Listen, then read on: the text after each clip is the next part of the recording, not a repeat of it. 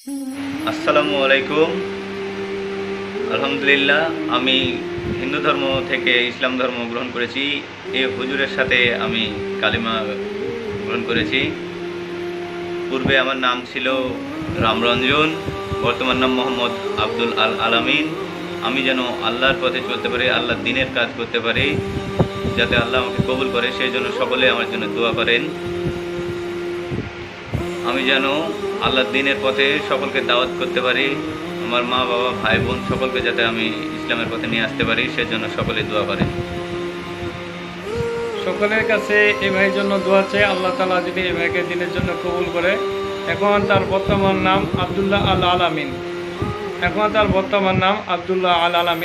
এই আলামিন ভাইকে আল্লাহ তাআলা যদি দিনের জন্য পরিপূর্ণভাবে কবুল করে, এবং এই ভাইয়ের জন্য আপনারা সকলেই আমার ভাইয়ের জন্য দোয়া করবেন। আসসালামু আলাইকুম ওয়া রাহমাতুল্লাহি ওয়া বারাকাতুহু।